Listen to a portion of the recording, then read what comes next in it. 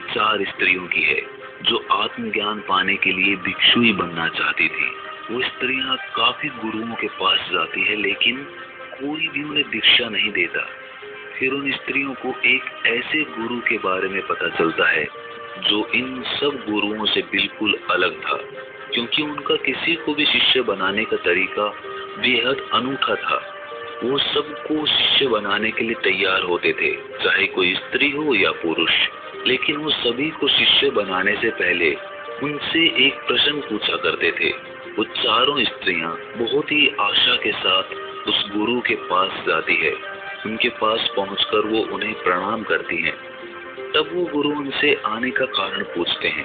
तब वो चारों स्त्रियां कहती हैं कि गुरुदेव, हमने अपने जीवन में मन की शांति खोजी, लेकिन वो शांति हमें कहीं नहीं मिली, जिसकी तलाश में हम ना जाने कब से कहां उसके लिए भटक रहे हैं।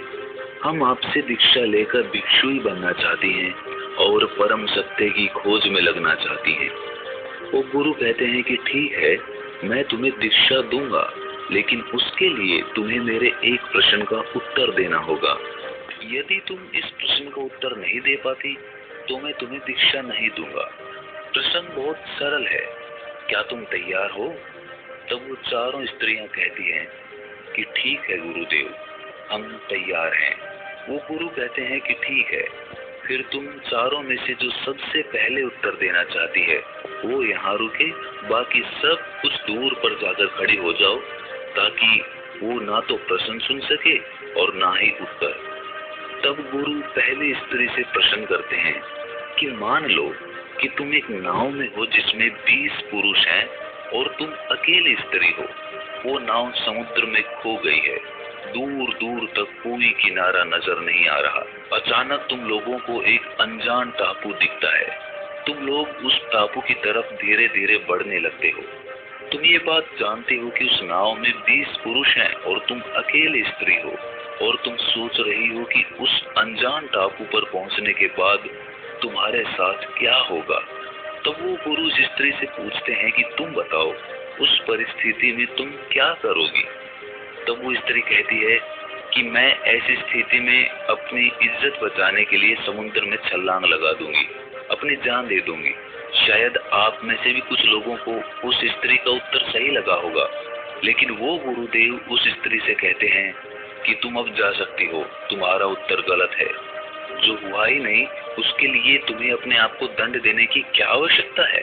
उस स्त्री ने ये उत्तर बहुत सोच समझ कर दिया था, लेकिन गुरु कह रहे थे कि ये उत्तर गलत है, और वो स्त्री बहुत ही निराश होकर वहां से चली जाती है।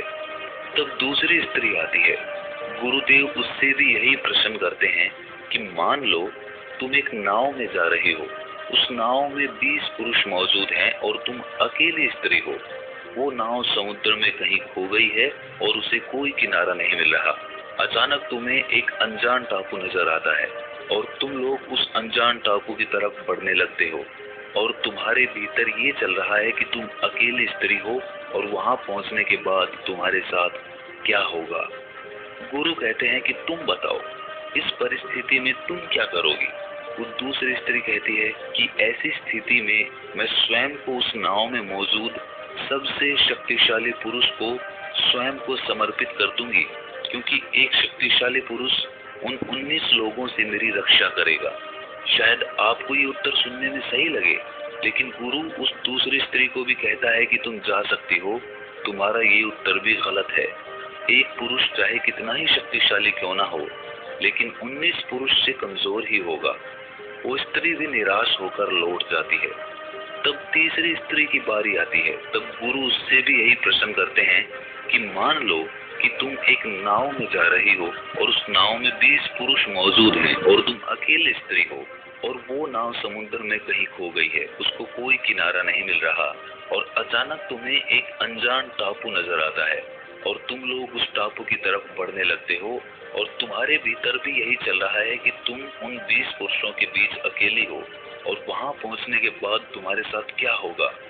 गुरु कहते हैं कि तुम बताओ, तुम इस परिस्थिति में क्या करोगी। तब वो स्त्री कहती है कि बाकी सब तो ठीक है, 20 पुरुष हैं, मैं अकेली हूँ, और नाव समुद्र में अनजान टापू पर खो गई है। परंतु इसमें समस्या क्या है? असल में वो स्त्री पेशे से एक वेश्या थी। वो कहती है कि वो पुरुष हैं और मैं स्त्री, वो अपनी जरूरत पूरी करेंगे और मैं अपनी। इसमें समस्या कैसी? तीसरी स्त्री का उत्तर सुनकर गुरु कहते हैं कि तुम्हारा उत्तर भी गलत है, जाओ और उस आखिरी स्त्री को भेजो। अब आखिर में वो चौथी स्त्री आती है।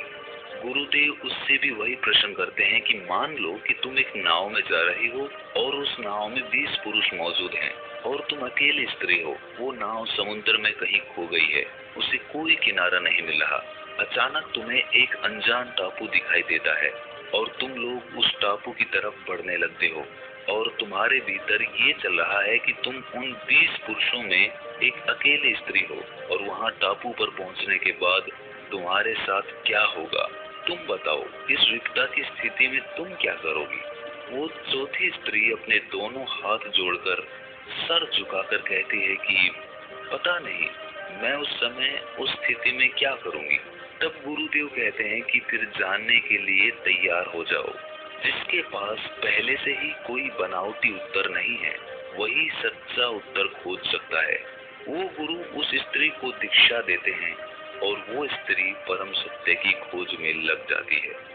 एक बार एक आदमी किसी महात्मा से पूछता है कि महात्मा जी, मेरे जीवन में सब सुख सुविधाएं हैं, सब कुछ है, लेकिन फिर भी मैं दूसरों से ईर्ष्या क्यों करता हूँ? मेरे मन में ये ईर्ष्या का भाव क्यों पैदा होता है? वो महात्मा कहते हैं कि क्या तुम सच में अपने भीतर से ये ईर्ष्या का भाव खत्म करना चाहते हो? वो व्यक्ति कहता है कि जी महात्मा